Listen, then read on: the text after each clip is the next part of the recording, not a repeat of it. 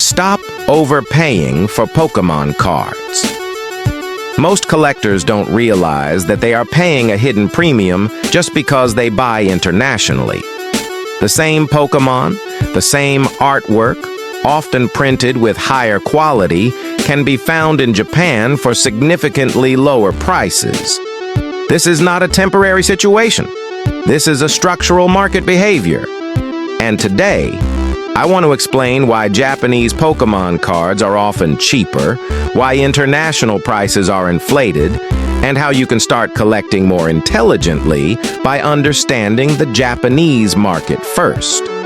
On this channel, I analyze the Japanese TCG market to help collectors understand real value, price behavior, and long-term trends. This is not hype. This is data-driven analysis. Let's start with a simple observation. Take almost any modern Pokémon card.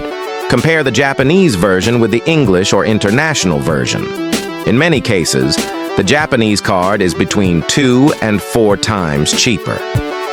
Bubble Mew Magic RP. Not because it is less rare, not because it is worse, rather quality control is way better in Japan. Most collectors follow one market only, their local one. They check eBay, Card Market, or local stores. But very few people check Sneaker Dunk, Mercari, or Japan reseller website. Because of that, two price systems exist in parallel, and when two markets are not fully connected, price gaps appear.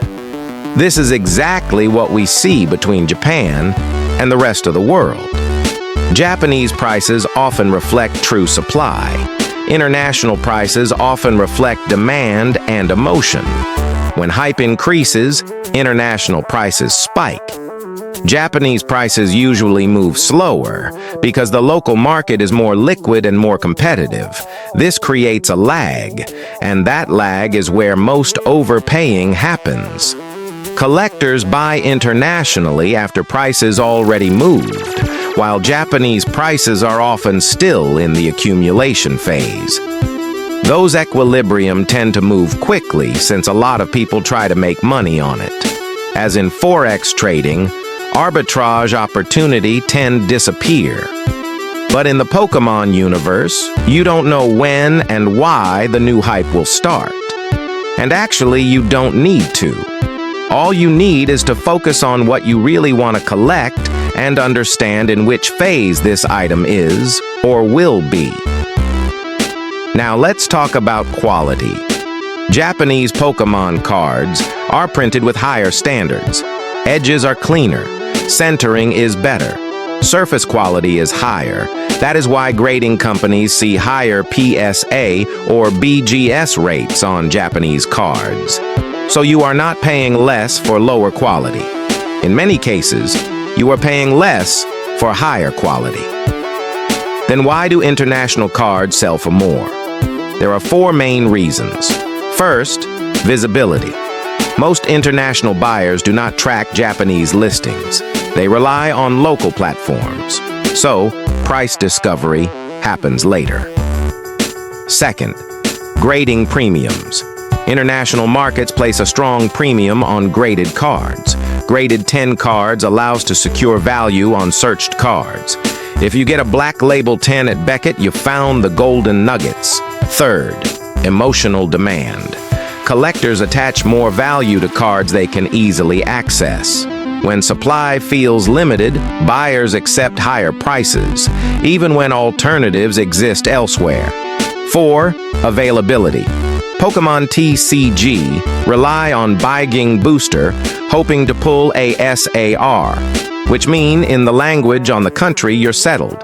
Unfortunately, pull rates on international sets are awful compared to Japanese. This leads to an inefficient market, and inefficient markets always create opportunities. But buying Japanese cards does not mean buying everything blindly.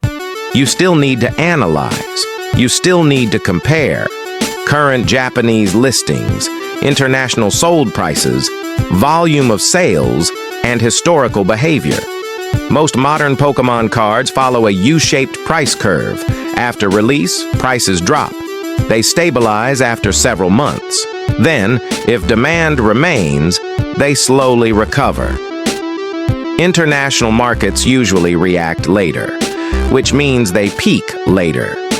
If you buy internationally during the peak, you are paying for past performance. If you buy Japanese during the accumulation phase, you are paying for present supply. That is the key difference. This is not about flipping. This is not about speculation.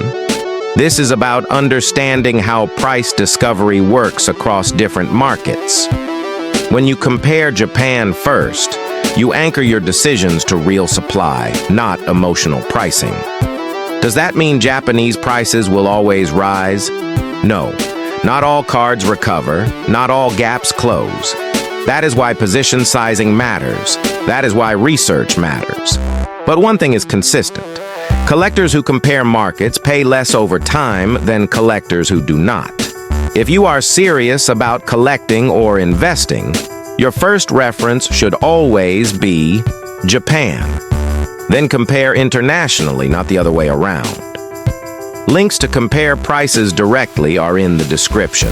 If you want more Japanese market insights, subscribe and start collecting smarter.